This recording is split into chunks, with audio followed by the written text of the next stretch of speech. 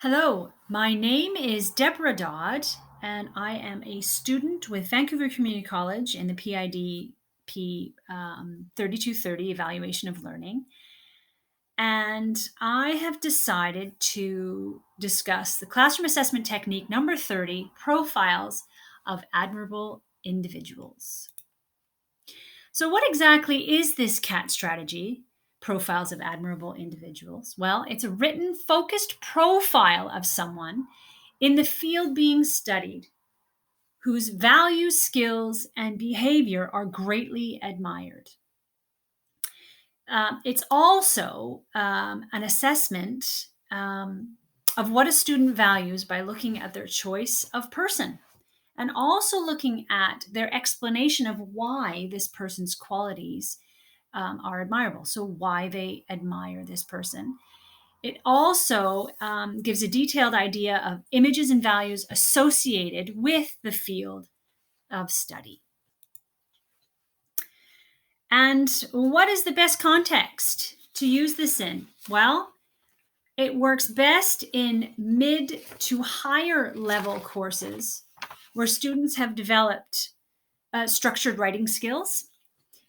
Students have the self confidence to express their values, their actions, skills, and their knowledge learned. It's also the context, it's best used early in classes where analytical critical thinking and self awareness are sought.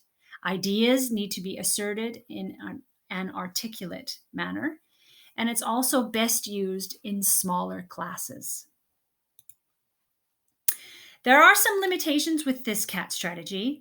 One of them, the first that I've written, is discussing or confronting values may cause awkwardness for some students. And this can be something that perhaps might block students from wanting to do this assessment. Also, research is a must. It will take time to find the details about their chosen individuals, admirable qualities. They may find a lot of bio information, however, maybe not a lot of profile information, and that's what we're looking for. And even with guidelines given, a student may focus on that biographical information rather than the profile information.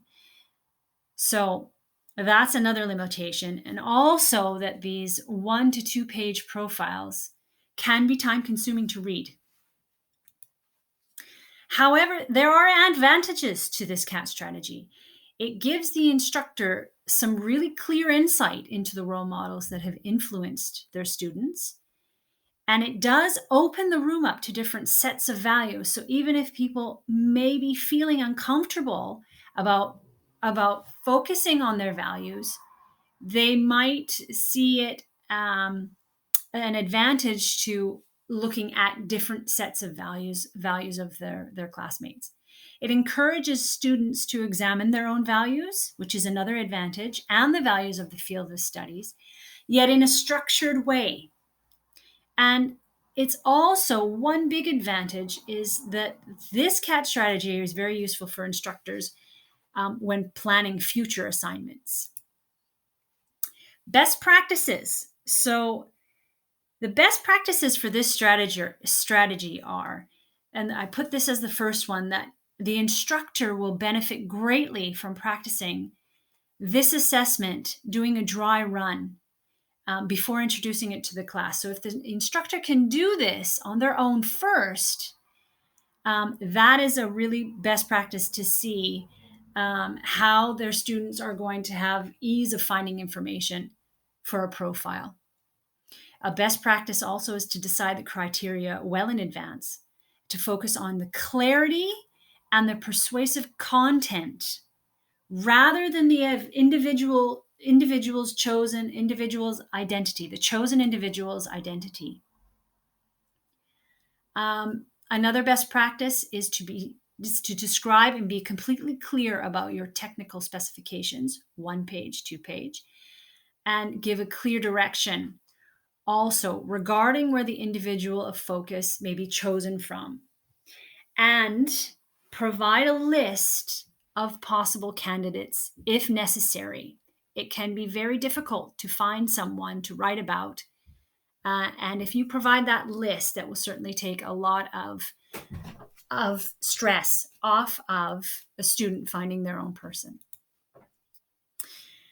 And lastly, feedback.